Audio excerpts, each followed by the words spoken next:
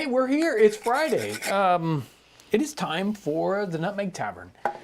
Every Friday, it seems like every Friday we try to open up the doors of the Nutmeg Tavern. You know, it's open other times, but it's a secret. No. Just on Fridays at 4 o'clock. It's open, and we've cracked open the doors and let everybody into the Nutmeg Tavern so we can all have fun, get together, chat, and talk about weird 18th century stuff, or not weird. There's some weird stuff today. So weird 18th century stuff. And I'm your host, John Townsend.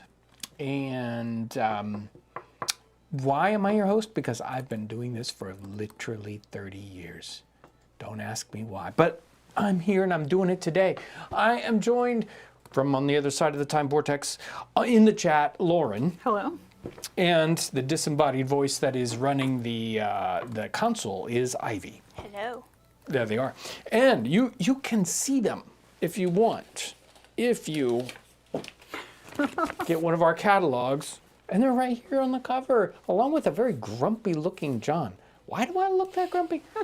I don't know. Brian was taking the picture. You were grumpy that day. Probably because I can testify. Actually, no. See, that what looks like a grumpy is actually me smiling. I don't know what to say about that. I think you look great on the cover. What? I said I think that you look great on the cover. Adding some gravitas there. Yeah. My daughters look better on the cover than I do, that's for sure. Anyway, today we're talking about a topic that leads into Sunday's episode. We're gonna get in detail, deep dive. Going What in are depth. the words? What? Yeah, Going well, in depth. It needs to connect with jelly. Yes. Yes. So we're gonna connect with jelly. But today we're gonna kind of spread out and talk about jelly as a wider topic here. And when we say jelly, we mean all sorts of gelled things, not just like grape jelly. It's not that. Well, we'll talk a little bit about that. But the main jelly. Look at that.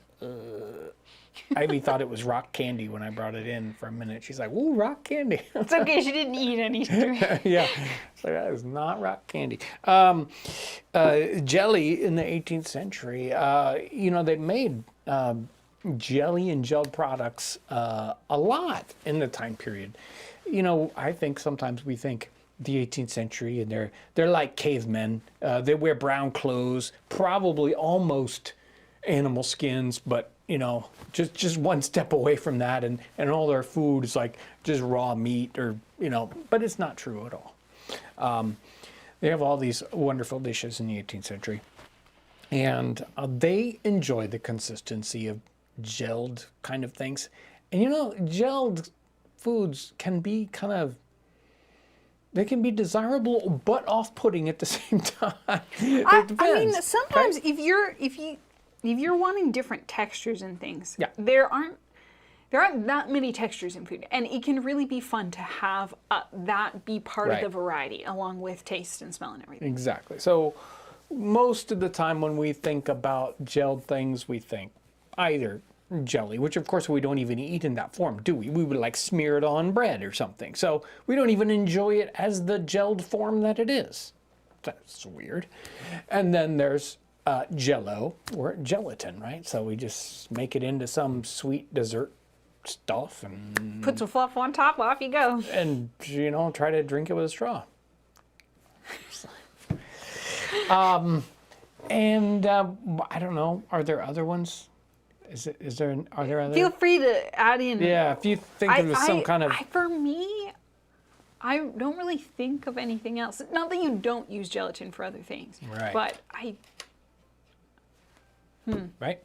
So, if we're talking about the classic gelatin, it's the same kind of stuff that we call Jello today. That's a brand name, gelatin. Where does it really come from?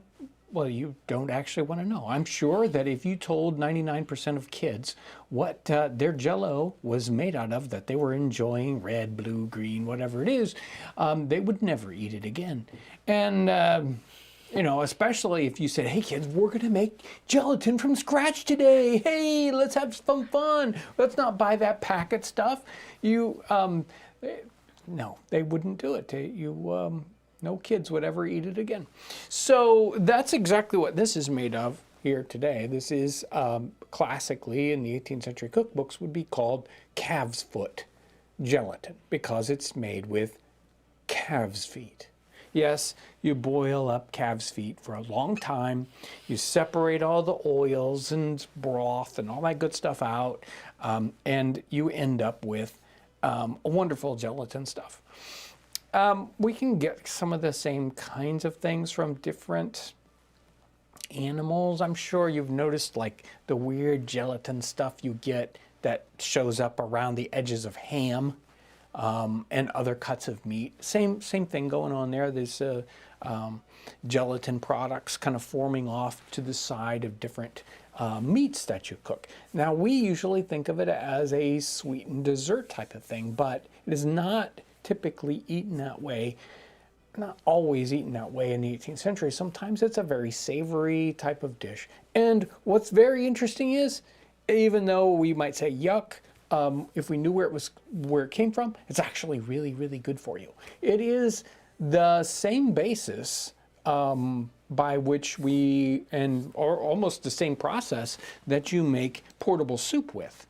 So when you do portable soup, you might not use feet, but you would use the shank, which is very, very close to the foot. It's like, all the way down, less meat, a lot more bone, and all this connective tissue that turns into the gelatin.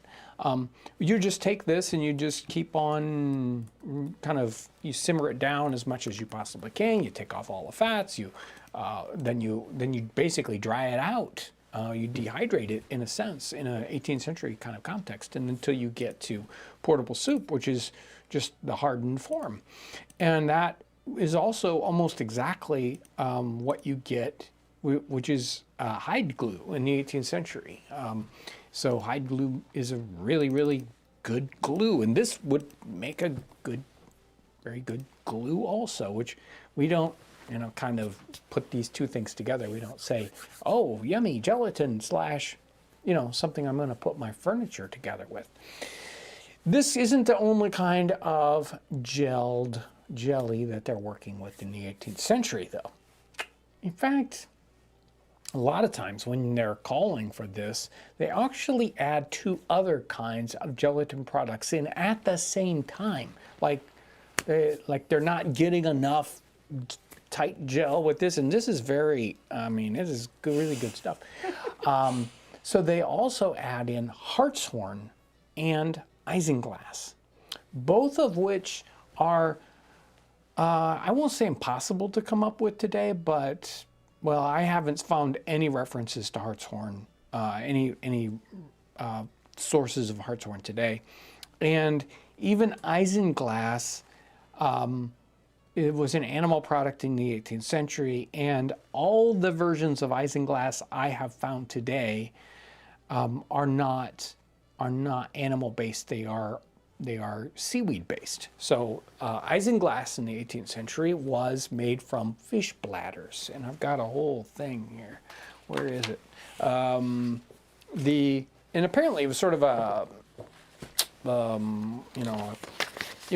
it was a product that you would buy in the 18th century at the apothecary probably, and because it was used in medicines a lot, and it was imported generally from Russia in the 18th century, and so they call it something else here. This is materia medica,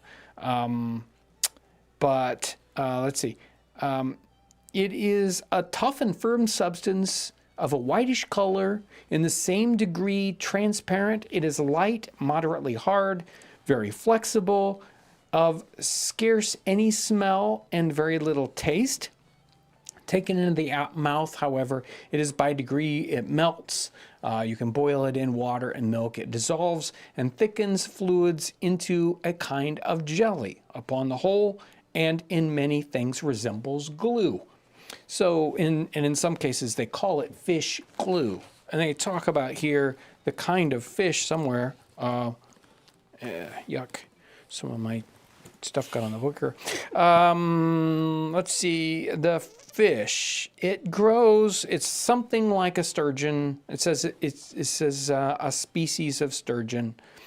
And sturgeon are weird. If you've ever studied sturgeon, they're some freakish kind of fish.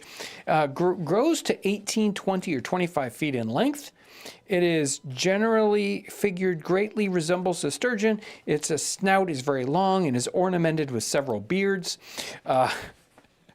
They're usually, the body's roundish. Anyway, it describes the fish more, which we don't really care about what the fish looks like other than it's weird. It's a scaleless fish. Anyway, they take out the bladder, the stomach, and the intestines, and they wash them very clean. They cut them into pieces, throw them into a large quantity of water, and they let them steep for 24 hours. After this, they kindle a fire under the vessel, and they keep the liquor boiling till the greater part of the matter is dissolved. They stir it about briskly and then strain it through flannels. Let the liquor cool. There is a large quantity of fat, which is very interesting. It's almost exactly like what you're doing here with the calf's hoof. There's a large quantity of fat usually formed upon it. They take off this. They let the gook settle to the bottom, so they kind of take off the good middle part, and then they keep refining this.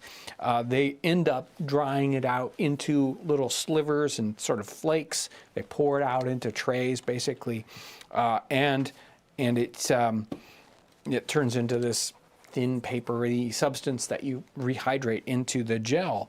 In the 18th century, it says the greatest quantity of it is made in Russia. We have it principally from Holland, the Dutch contracting for the most of it before it is made. So it's made in Russia, but the Dutch are importing it into Great Britain in the 18th century. If you look it up today, there's Angel brand.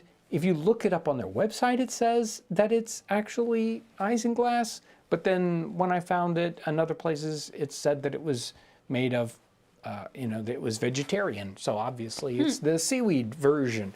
I don't think that they were using the seaweed version. I just didn't find any references to it in the 18th century. So I think most of the time in the 18th century, it was made of the fish. Today, we don't do it that way. It's probably a whole heck of a lot cheaper to just get it from seaweed, right? It's like, no, I'm not going to catch a 25-foot-long fish and render him down into isinglass. Well, somebody was talking about the hartshorn, and they call it baker's ammonia now, and it sounds like they make it now in just a chemical way instead of making it out of the antlers. Yes. Even though it may serve the exact same purpose, but it's not made out of antler anymore. Right. So that does bring me to hartshorn, which is the other sort of super major one. And if you just type in hartshorn, it will give you ammonium carbonate, which of course is the spirit. There's spirits of hartshorn in the 18th century. It's not hartshorn. They would make ammonium carbonate from hartshorn. But if you're using it as the gelled product, sometimes they just call it hartshorn, or they will call it hartshorn shavings, right? And they would also, in the same connection, do the same thing with ivory. They did? Yeah. Isn't that weird? That sounds expensive. Right. It's like, what? Ivory. Anyway. So sometimes you'll find that reference there. But they're actually boiling down deer antlers for jelly. So it is either made of fish bladders, deer antlers, or calf's feet. Somebody was saying that they weren't sure that they could watch the episode and that they were getting grossed out, which, sometimes we're like, okay, I was happy not knowing where my food is coming from. Right? So that's weird, right? So, this is a major... Now, there are other gelled products here in the 18th century, but that is the main push. If you want to have and they do crazy things with it. I'll read some of these recipes. One of them is just hilarious. So, just like we would do crazy things with it, was let's take lime jelly and put bananas and fruit in it, and no, No, that is wrong. That is wrong. Wrong. Maybe slices of hot dog. That's better, but.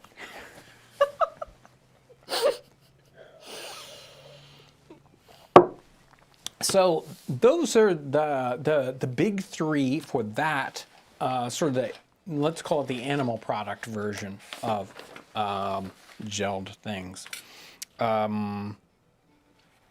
Yeah, you can use pig skins also. Great. That really helped. You to really clarify it, you gotta really work at it. Just like they worked at getting it, kind of getting all the fish, whatever, away from your isinglass.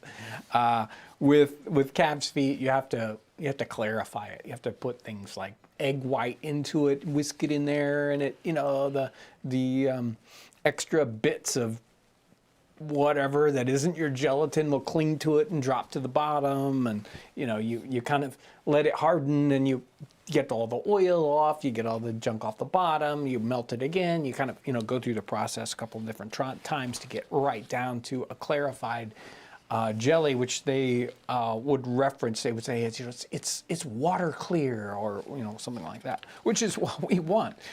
So we don't want to know what our gelatin is made out of. We also have fruit-based jelly. So obviously, the jelly that we would talk about today, if we're getting grape jelly, yeah, you're getting a gel from pectin that's in the fruit. Some fruits have more pectin than others. Apples have a strong pectin content to them. Also, something like currants had a lot of pectin, or quinces. I believe quinces, yes. And so they would make these, so they would get the pectin out. So you would work on apples a lot, you'd get all that pectin out, and then you would flavor it with something else, which we would do exactly the same thing today. Currants and gooseberries. Gooseberries is another one with a sort of a very gelled interior, and you can basically juice them, boil it, render it down some more, again, clarify it, and then you have this very clear, jellied kind of product. And, I've seen some people go into restaurants where they might have the little packets of jam or jelly and just eat it right out of the packet. Anyway, they would certainly do that same kind of thing in the 18th century, even though we frown on it today.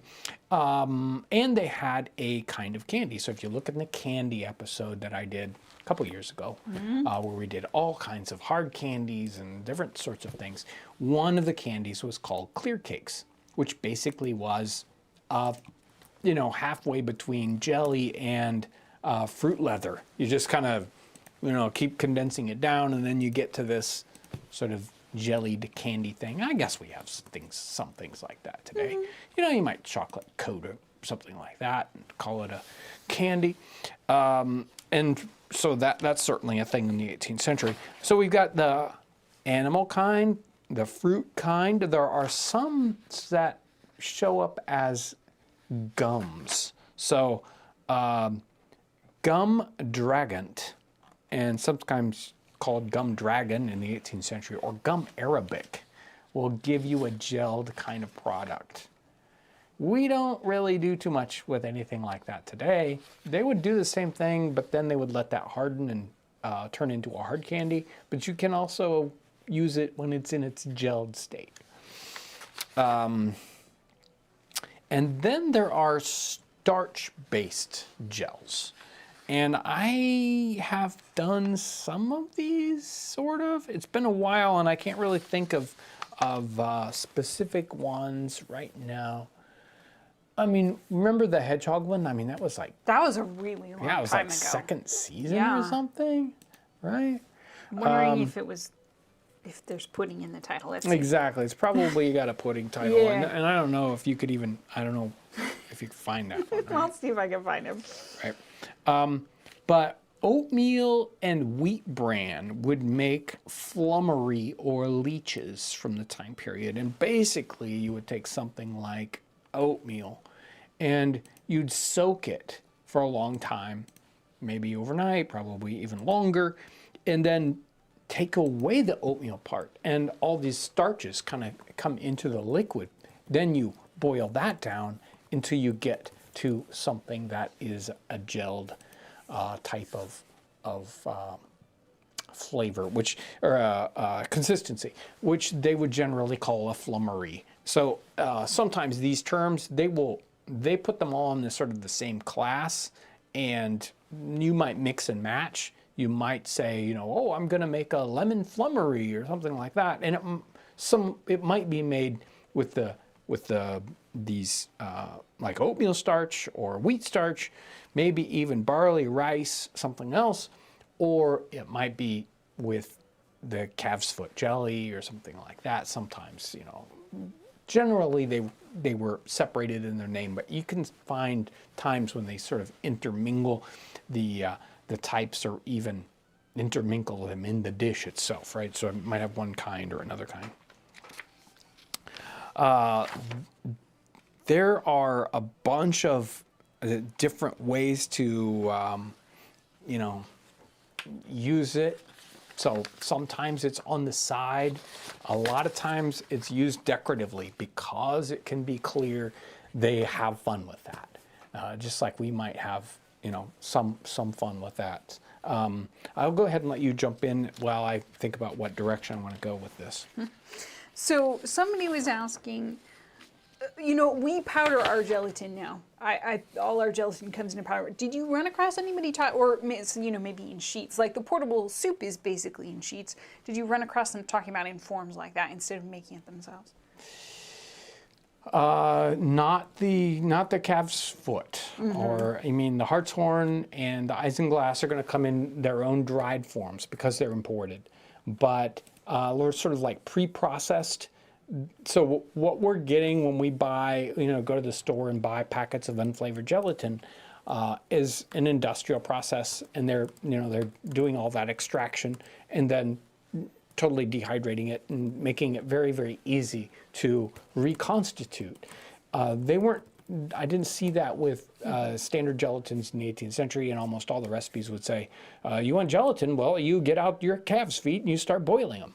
And that's what they did, right? So the raw product that they would start off with, rather than being packets that they bought, would be the feet.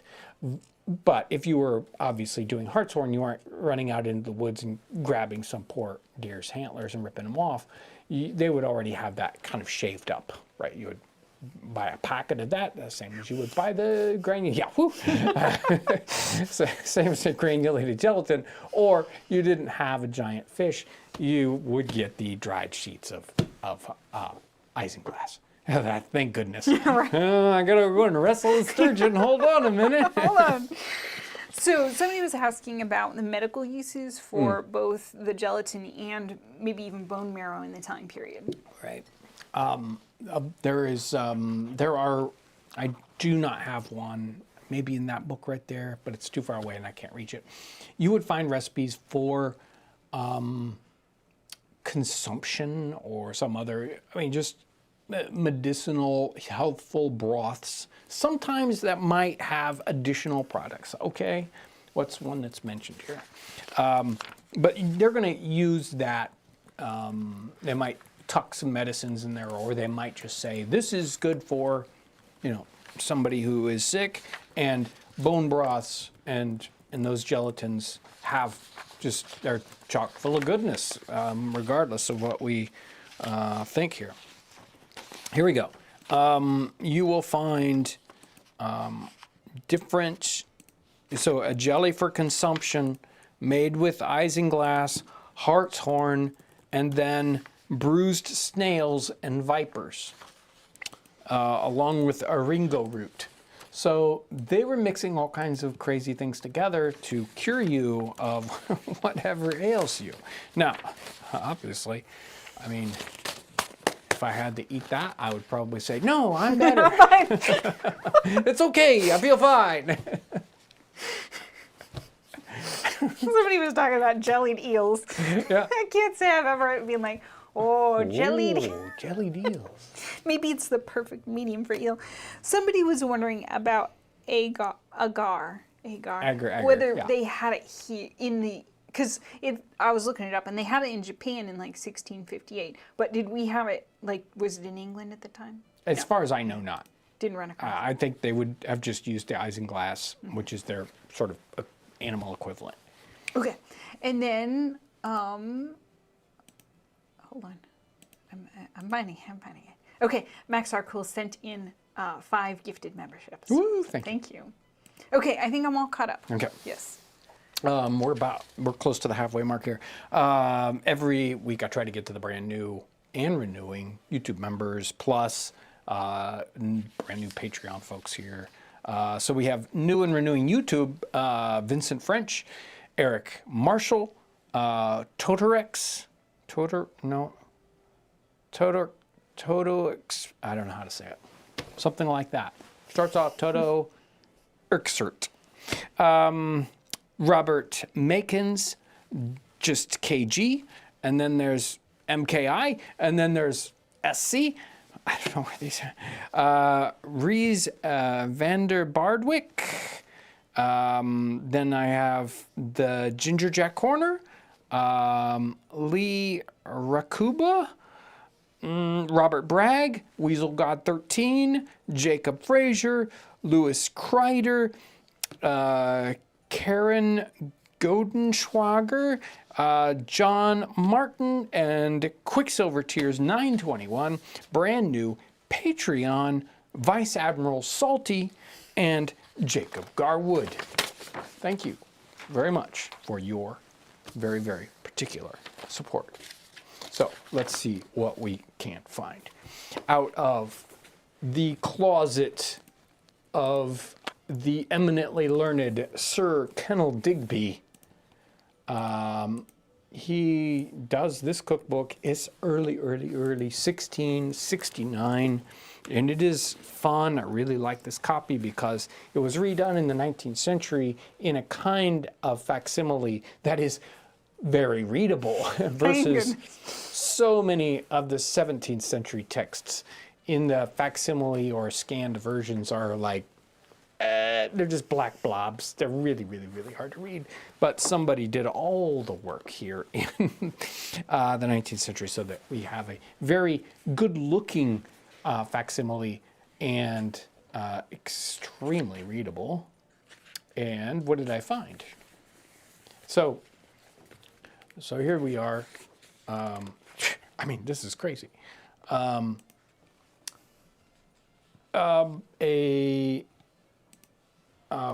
So here is to make hartshorn jelly, spelled Gelly. And then we go to the next page and hartshorn jelly. Apparently we need more than one recipe. And then we go to the next page and we have a recipe to make hartshorn jelly. Okay, that's number 3. And then another one called Another Way to Make Hartshorn Jelly. So we have a jelly of quinces, we got some other ones, but we have 4 recipes for hartshorn jelly in this. They must have really loved their hartshorn jelly, even though we can't even get it today. And this one starts off with 4 ounces of hartshorn. This one starts off with a pound of hartshorn, another pound of hartshorn, and this one is interesting.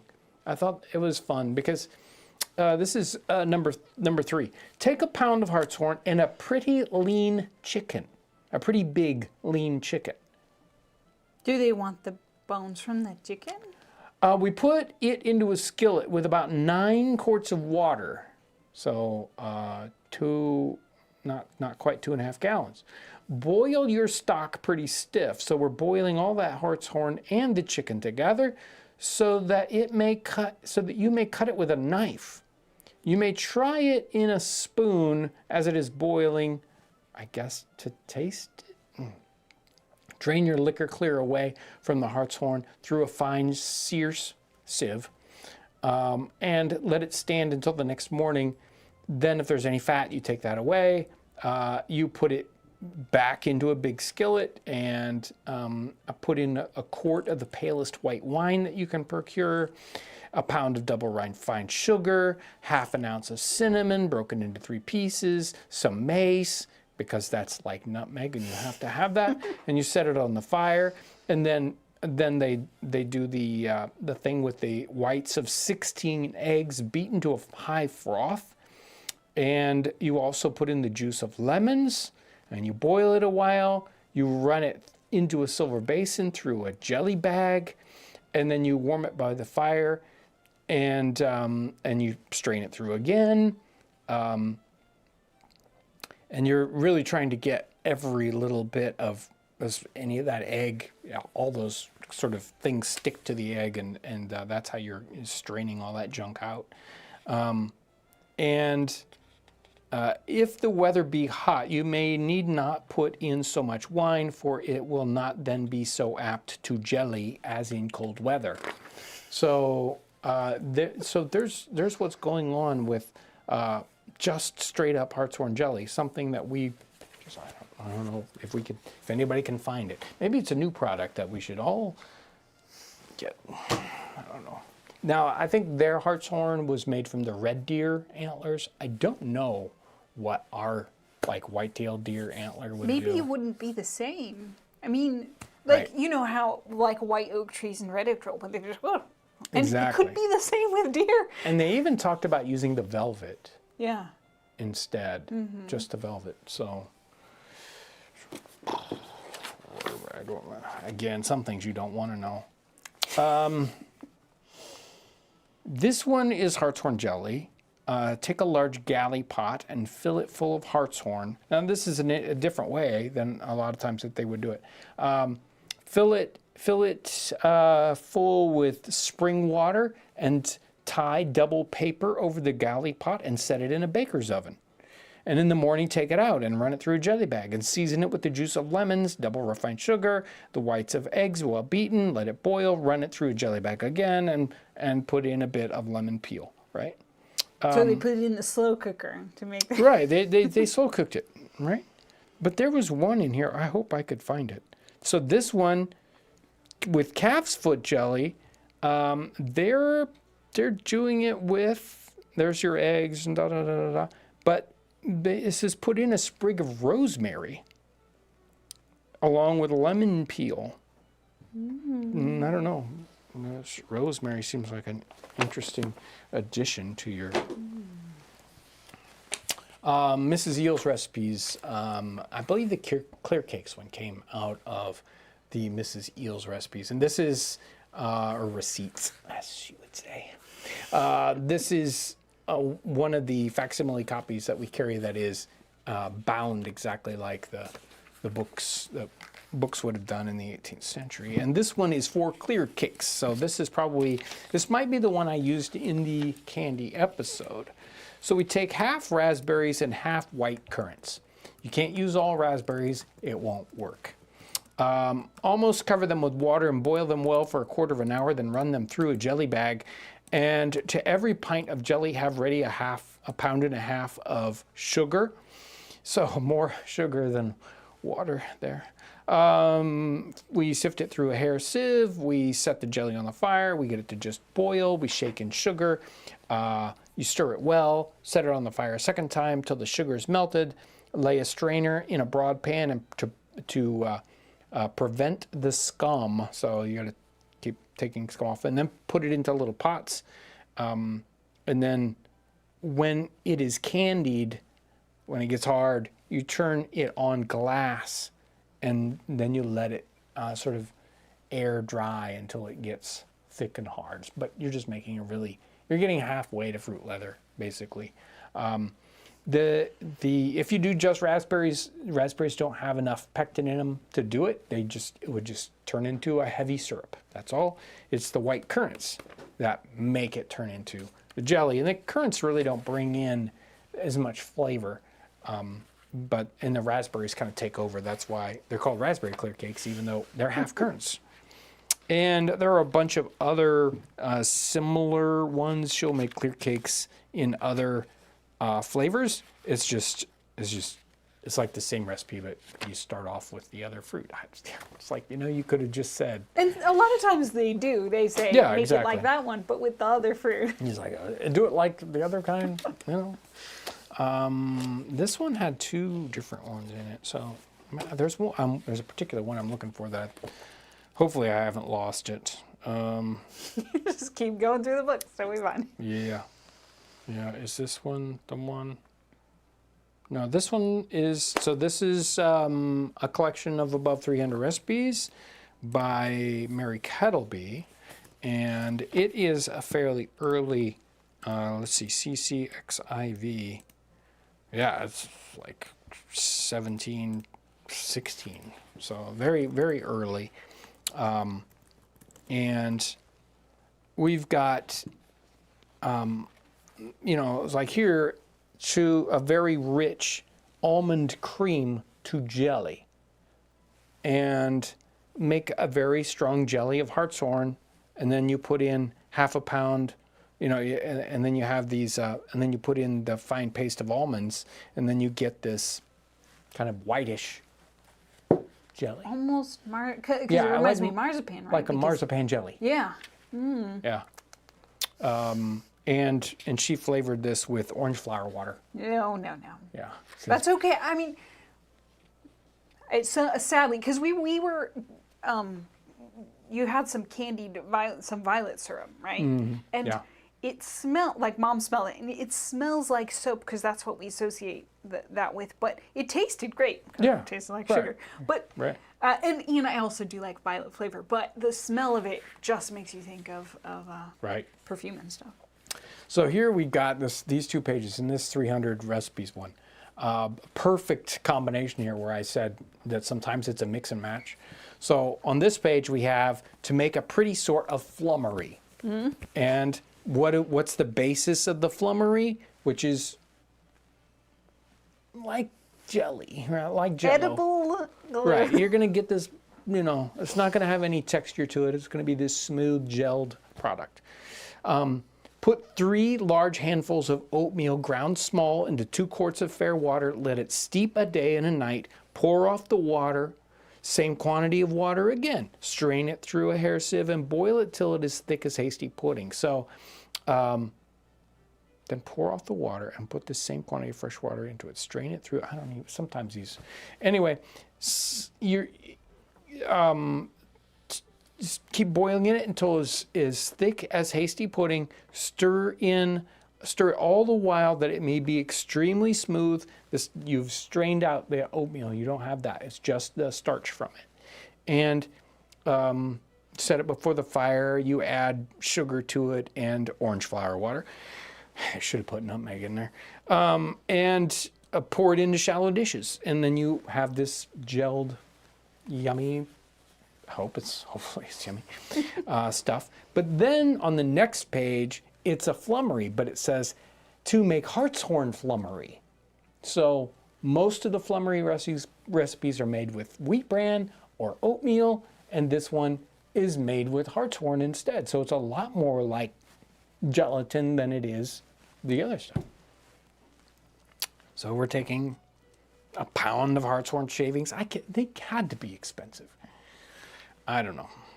And we got wine, and we've got crazy stuff, and blanched almond cut into slivers. Complicated. So complicated. Complicated. Where is it? Where's the one I'm looking for? Who knows? Who knows? Let's see. What does Mrs. Fraser have to say for us? Oh, yes. Oh, yes. Here is the full recipe for a jelly for consumption. Take a pound of hartshorn shavings, 9 ounces of eringo root. You might have to look that one up. It's eringo with an E. Eringo. Eringo, yes. 3 ounces of... Spell it? Huh? Spell it again for me? Eringo. It came up with eringo, and it's ERYNGOS. And I'm wondering if it's related. I don't know. It's in the thistle Carrot Anyway. family? Kind of thistle? We take whatever that is, and it's a root. We have 3 ounces of isinglass also, so we're doubling up. We have a choppin, which I think is something like a cup, could be wrong, of bruised snails, the shells broken off and cleaned. So basically, we have slugs. We take 2 vipers or 4 ounces of powder of them. So either you have 2 snakes or 4 ounces of powdered snake. You put all these ingredients into 2 Scott's pints of water, and you let it boil till it's reduced to 1 pint. Strain it through a sieve, and when it is cold, put it into a pan with some Rhenish wine and half a pound of brown sugar candy, anything to make this go down, the juice of 2 Seville oranges, and the whites of 3 or 4 eggs beat well. Boil it all together for 3 or 4 minutes. Run it through a jelly bag. Put it into 2 small pots. The patient may take 2 teacups full of it a day.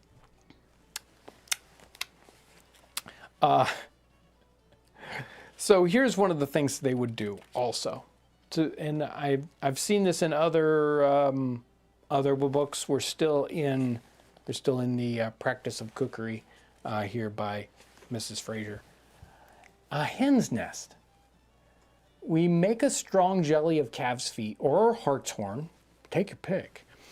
Take a bowl, the mouth of which will go within the asset that you intend to dish it on. So we need a bowl that's smaller than the dish we're going to set it on. And you fill it, the third part of the bowl, with jelly. And when it is cold and firm, you lay in the eggs. And then you melt down the rest of the jelly until it's cold but hasn't hardened. And you put it on the eggs, and you take thin parings of lemons, and you boil them in the water and cut them like straws, and you strew them on the top of the jelly till it's quite firm. And so basically what you're doing is what you're going to do is turn that over, right? So you're using the bowl as a mold, and it'll be clear until it gets down to the eggs, the like boiled eggs. Right? And then the lemons will be underneath. I'm not sure about this recipe. So it'll look like a nest with eggs in it. So how would you? It's like you're digging down through the jelly and you get a boiled egg. Right, now you're wondering, how are you eating this, right? You're like, how are you serving it? Yeah. It's okay. Hey, everybody.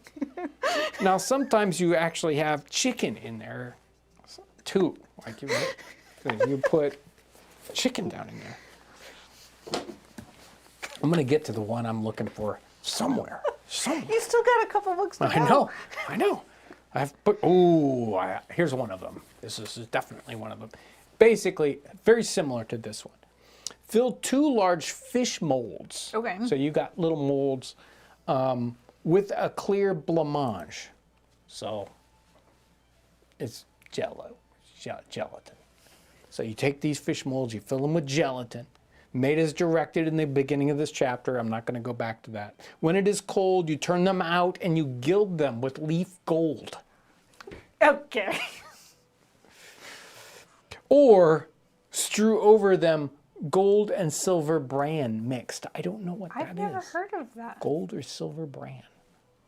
Okay. So let's do it with something less difficult. Those little silver, How about edible glitter? Yeah, sure. Edible, perfect. Yes. I don't know if there is such a thing as. Let's just say Let's there pretend is. there is. I'm sure someone's done Let's it. say there is. Edible glitter. You lay them on a soup dish and you fill it in with a thin, clear calf's foot jelly, which must be as thin as to admit the fish will swim in it. Right? But basically, we're filling up this soup bowl. It's got your golden fish in the bottom of it, and you're filling it up with clear jello. Water for them to swim around in. Right, exactly. Wouldn't that be cool? I do like the sound of that one. Right. And then it says if you have to cheat, if you have no jelly, you can just put in a pale wine. Lame. That would not be as exciting. I feel like the jelly is very Right. important to this. Now they did do weird stuff like boil as a fine turkey as you can get, let it stand till it's cold, have a jelly made thus, and then they talk about making the jelly. And then we're like going to pour it around it, right? And have this sort of bird in jelly. It's a really long recipe, or I'd read it to you. But we only have an hour's worth of live stream here, so you know. So the good news is, as Speed and Style, Tony chimes in, he's like, edible glitter does exist, right? They've got some gold stuff, it's perfect. We've got everything we need, right? Thanks. I knew you guys would come to the rescue. Well, and you're like, I don't know how people could resist. People like glitter, they like food. They weren't gonna Right. turn No. down this opportunity. Yeah. So, yes, they would do crazy, silly stuff like that. Okay, before you do the next Yes, go recipe, I'm ahead. gonna Jump do in. Okay, I got a couple super chats here. So this one's from Jaji. Being so busy bantering with fellow tavern denizens, and I almost forgot to pitch in. Thank you. Very kind for your help. And then this is Dave Gleston. This conversation is triggering Grandma's tomato aspic PTSD. Right. Yeah. So I'm not totally familiar with aspic. Yeah, Is we it? never had that. Yeah. It's But not there something. were some strange Jello, quite recently, some strange Jello recipes, and depending on who you are and how you feel about texture, some of them are very scary. Yeah, let's just not do that. Tomatoes and jelly. Nope. Okay. That go ahead. okay. Gonna need a lot of nutmeg to cover up on that one. This has raspberry clear cakes, similar to the other one. Instead of currants, they're using gooseberries on this one. You know, gooseberries are not common. And currants aren't common either for us today. I mean, how many often do you run across currants?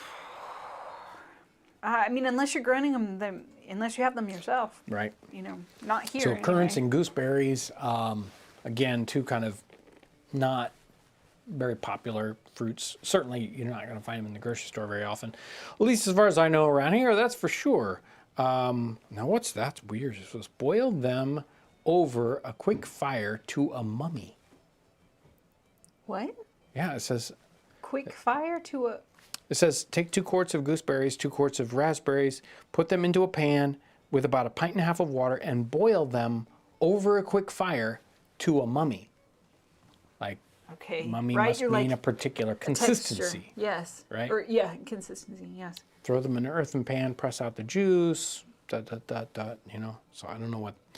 Sometimes you get these fun references. It's like, well, just boil that to a mummy.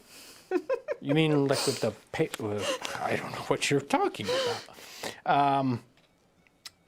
And here is the classic apple here. Pare the softer sort of pleasant tasting apples, slice them very thin, take out the cores and the seeds, boil them, boil a pound of them in a quart of water till a 1/4 part be consumed, strain it well, to every 1.5 pints.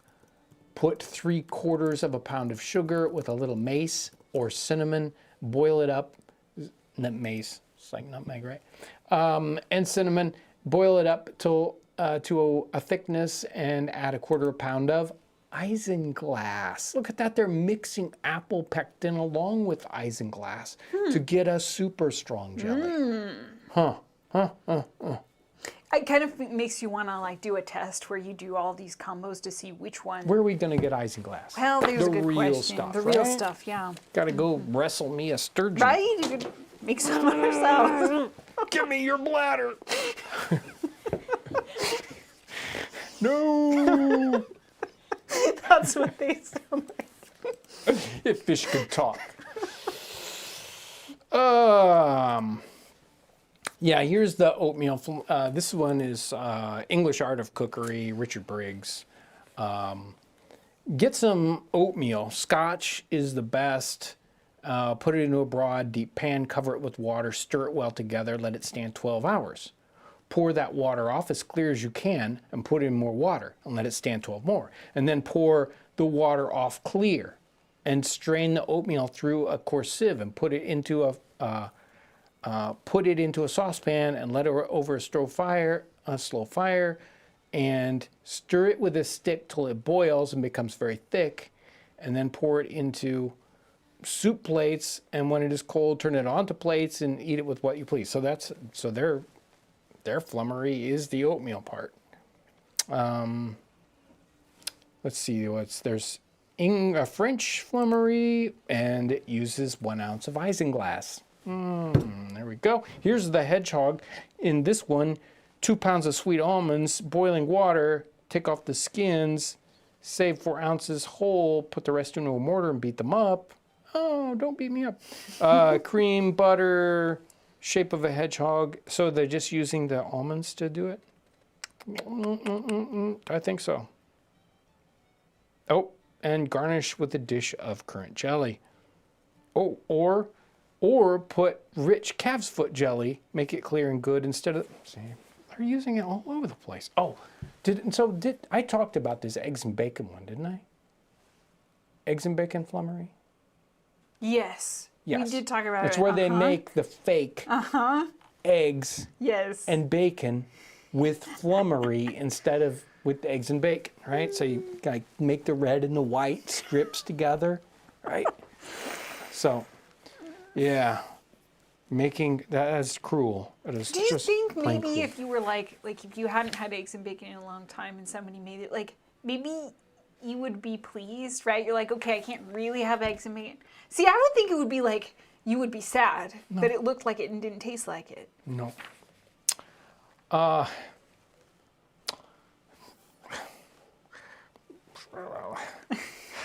This one's titled Savory Jelly. And it starts off with cut 6 thin rashers of lean ham. And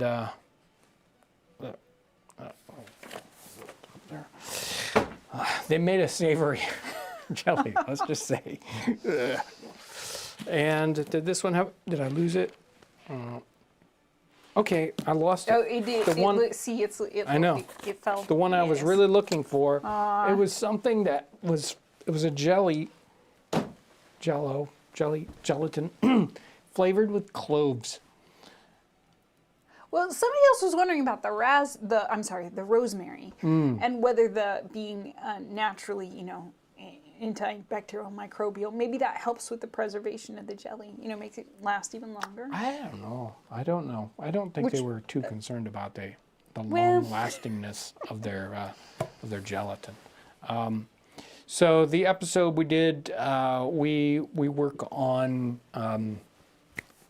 gelatin. Talk about gelatin, and the most of it is me fighting to get colors in the way that they would get colors in the 18th century. And I was hoping I wanted to do cochineal red, and somewhere in my vast collection of weirdness, I have cochineal bugs, but I couldn't find them, so we did it a different way. That's not what happened. Which is just as good, better, or worse, depending on.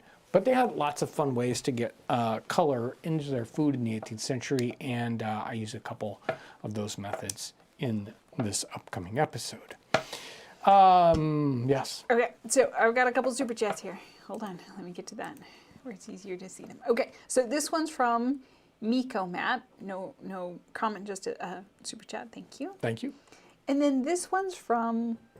Hold on, I can't. Imo Pimo. Yeah, I'm glad that somebody's got to figure these Right? out, not just me. I was like, someone else can handle that. Are there any examples of immigrants to America fermenting fish? Where I'm from, in Sweden, we used to ferment fish like roach, herring, or trout, but did that tradition get to America? I didn't bring it up.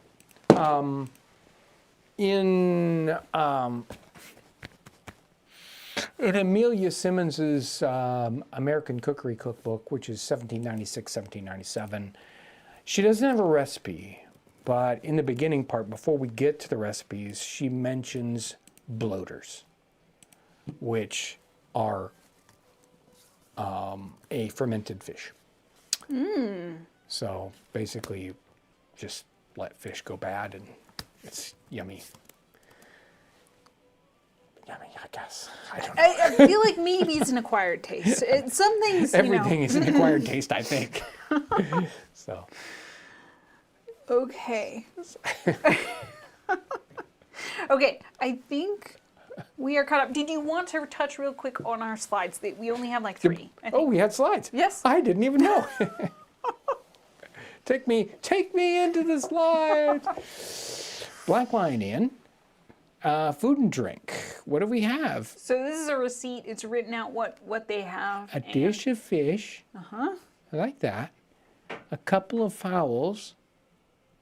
Bacon and greens.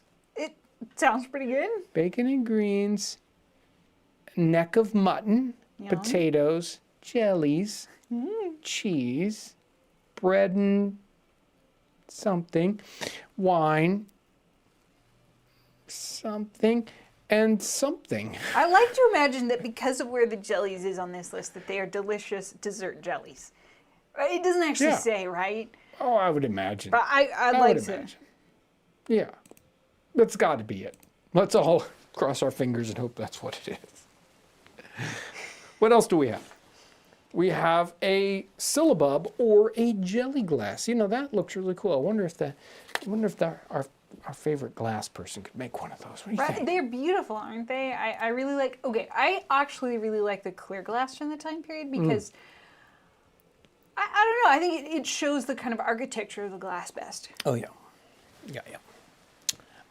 And a city route. And those little things in the corner. Right, he's carrying them in on the tray. You got the little jellies on the glasses in the glass. Is that on the tray? I think so. Okay. I just don't see the foot of it. I thought Oh, maybe it was standing in the corner, but obviously it isn't because it doesn't go below the tray. So on his little thing there, yes, something like little jellies. And it looks like a wonderful set of people there. This is a satire. Is it? Sometimes you can tell. Well, you know how Sometimes you can tell, You can tell huh? sometimes from the art style. This particular case. Well, there you go. Yeah, a big tankard of beer, some kind of pie. And then that seems like a lot to carry on the tray. Well, it's true. I mean, I would let's worry. hope nothing bad happens. And whoever the poor guy is in the background, standing on the stage with the 2 lions eating both his hands, that's generally a bad thing. No, let's also. not do that. Was that it? Was that, Yes, those are our. They apparently were not keen. I'm wondering if the artists didn't like doing pictures of jelly because it was Well, how hard do to you show jelly? How do you show a good jelly? I don't know. Apparently, they didn't try. Right. So Right. So, again, if you want to make your own, you can, although it can be difficult to find calves' feet in your local grocery store. In fact, I would go to a high-end, I would go to a specialized butcher and I'd say, I need some, and they'd look at me like I was from another planet. Like, apparently, no one asks for that. we don't do that. We don't do that. So, and the one person even questioned the idea of whether they could sell Yeah. it. Like the inspector would even allow it, which they go someplace, right? Anyway. Okay, yes. I've got another super chat here. This one's from Speed and Style Tony. May your isinglass stand tall like a tower. Somebody was making a joke earlier about taking the hobbits to isinglass.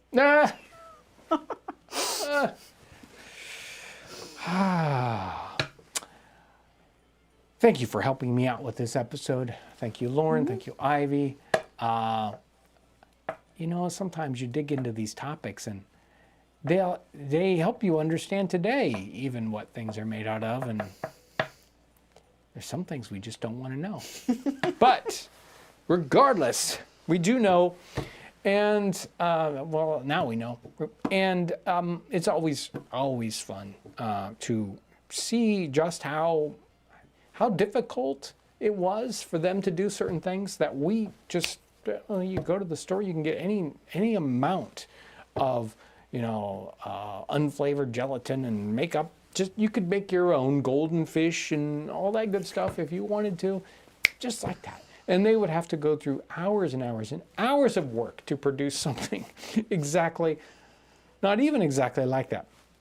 But that's what we do here on the channel.